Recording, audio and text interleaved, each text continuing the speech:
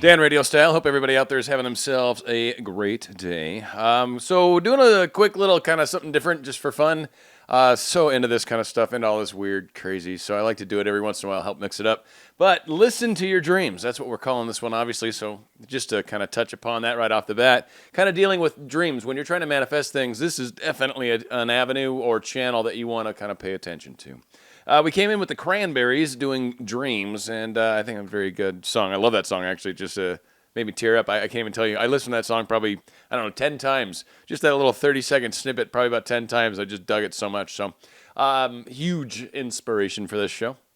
So, one of the things we got to do when we're trying to manifest, we got all these like, okay, I'm paying attention. There's markers. There's always indicators that kind of help us find our way, maybe help us steer the boat differently, maybe help us figure out what's going on. Maybe there's abnormal amounts of stress going on. I can share and relate on that one. So dreams actually have a lot of interpretations, and honestly, truly, they understand what parts of the brain are stimulated, but they do not actually really understand what dreams are. And they've got a lot of varying degrees. The subconscious is certainly a huge part of it. Certainly, there's spiritual circles that suggest that there's a communication, certainly that happens. And, there's a number of varying thoughts amongst it, and I think truly there are different kinds of dreams, and I'll give one example for sure of something that I think is more stress related, which I think people get. I get I get it on a regular basis, unfortunately. It's getting better, but that all being said, dreams are oftentimes can be very significant or indicative of what is coming or directions that you need to consider going down, and there's a level of, and like they said, the subconscious mind, obviously there's a connection there, right? So when you've got trash or garbage that sort of needs to bubble up to the surface to help kind of release it, those are those things when you're kind of getting out of that muck and mire, getting your vibration raised up. Those are those moments where stuff might pop up. You're like, oh my God, I really did hate my mom. Although that's horrible, And now it's like, now you can deal with it. So the subconscious stuff bubbles up. Spiritual stuff will oftentimes bubble up. Maybe you'll see significant spiritual or religious figures. Maybe odd feats of nature will be performed. Who knows? There's all sorts of different guiding. Sometimes you'll maybe be walking away and you'll see everything lit up. I mean, everyone's dreams could show up in so many different ways. They are significant in helping point our way. And I swear I got an email for someone. I can't remember what it was, but yeah, I thought I remembered them saying something about a dream, and then the very next day something happened, and I was trying to dig through it, and I maybe I'm just crazy because that's very possible. But again, I've had many a situation in my life where I've had actual dreams of even my specific someone, but all sorts of varying scenarios that have led me and helped me kind of make the next step. So again, just kind of a quick show talking about power of dreams. One thing I did kind of want to bring up that's kind of interesting is many things have actually been created from dreams, such as the sewing machine that was created from a dream.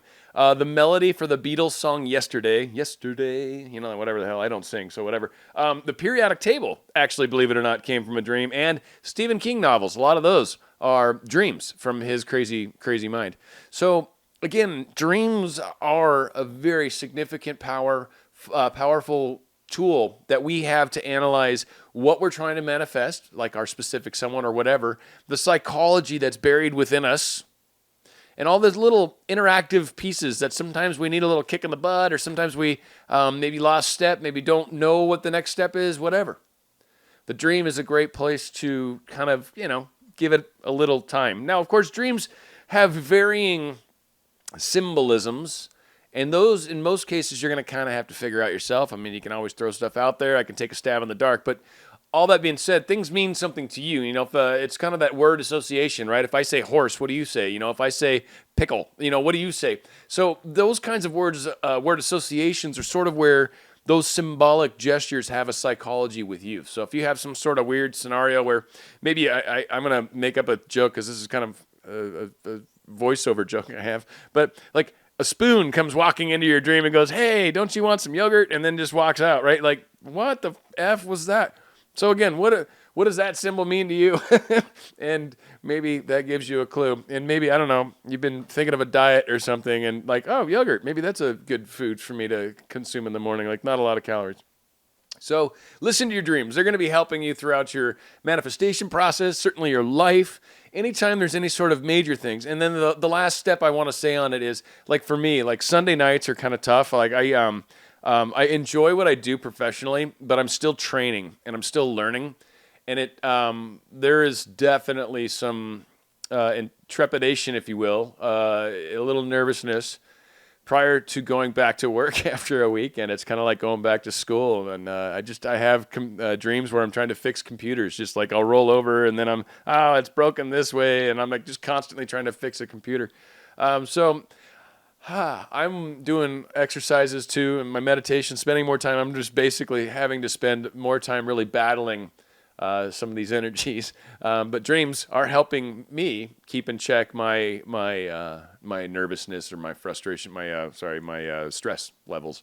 So then again, one of those things. It's just another avenue with how it can help you understand what's going on in your life and how you can resolve whatever your questions are and move forward in whatever case you get going on. Whatever. However it applies, dreams will play a part. So listen to your dreams. It's Dan Radio Style. If you'd like to contact me, feel free to do so at danradiostyle@gmail.com. Yeah.